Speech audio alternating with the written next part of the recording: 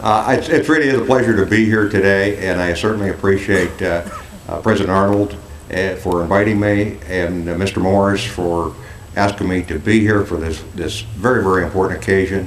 And I certainly am proud to be here with General Kelly, Mrs. Downing, Dr. Schroeder, distinguished guests, to share this time that's very important to honor the Berlin Wall being brought down. But not only that, it transcends beyond Berlin.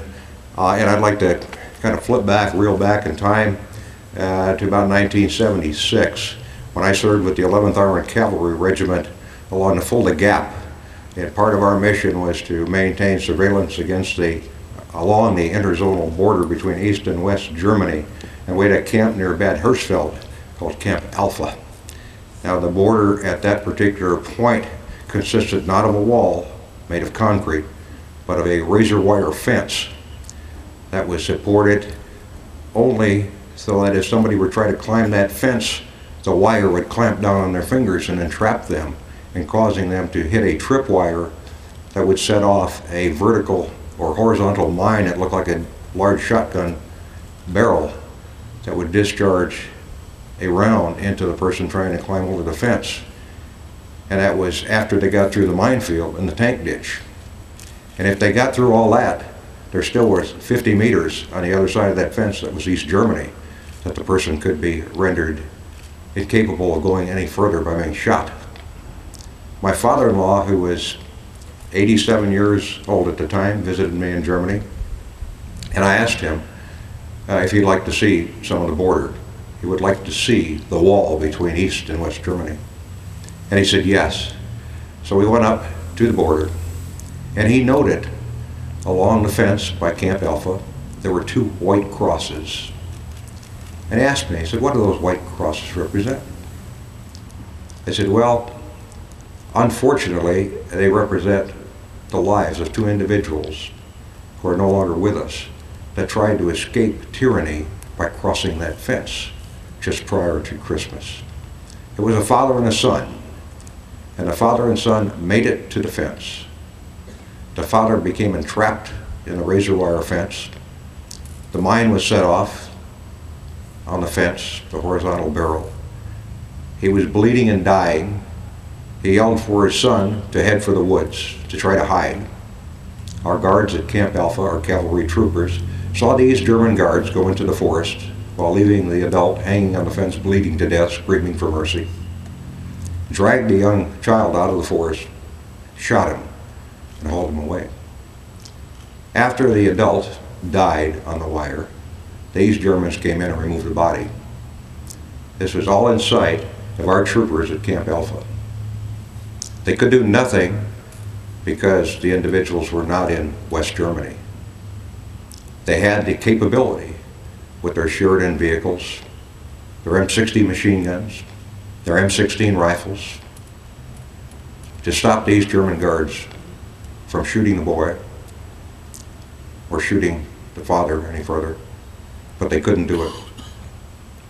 They were forbidden. Now that takes discipline.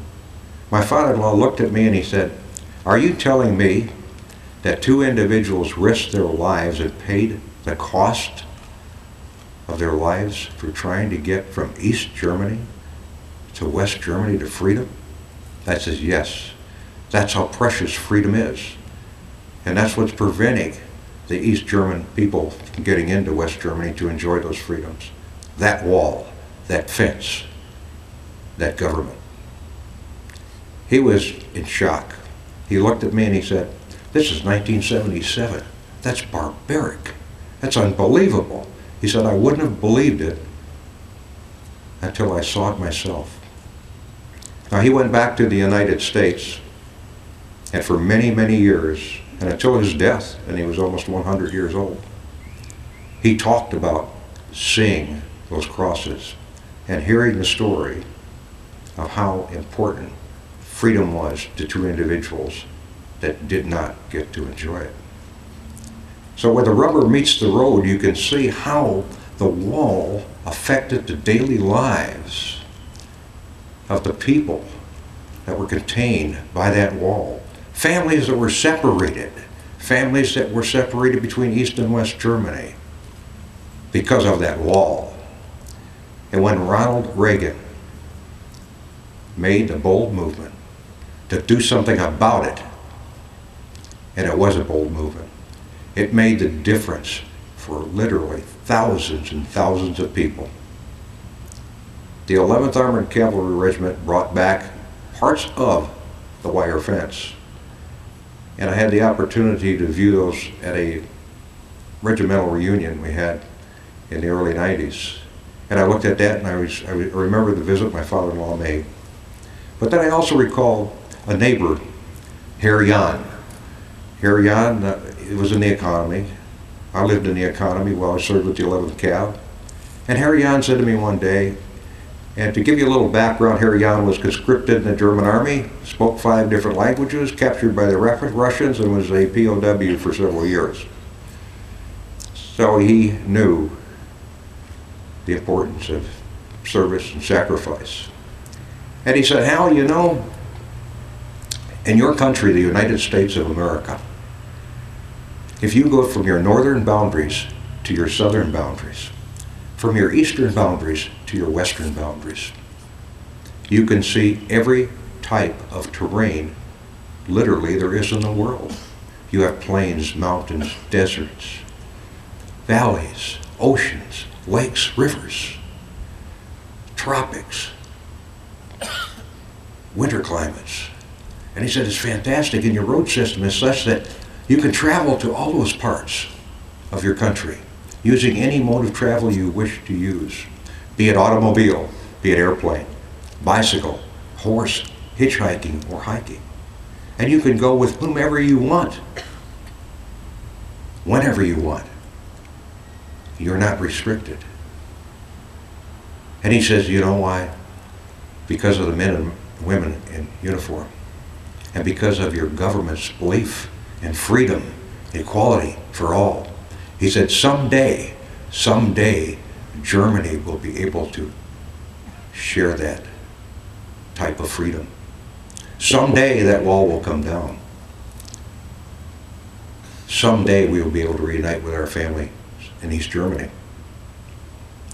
And so it's got a different perspective that he looked at it, and it caused me to look at it a little bit differently, because sometimes we take for granted what we have here, but if you would have seen the wall, or if you did see the wall, or you served in a unit that monitored the wall, and you saw how the people suffered from that separation and from that ugly thing they called the wall, you'd better understand the importance of why people were willing to risk their lives, and why what President Ronald Reagan did was a bold, fantastic move that helped thousands of people that are still enjoying that freedom today because of what that president did and was willing to do.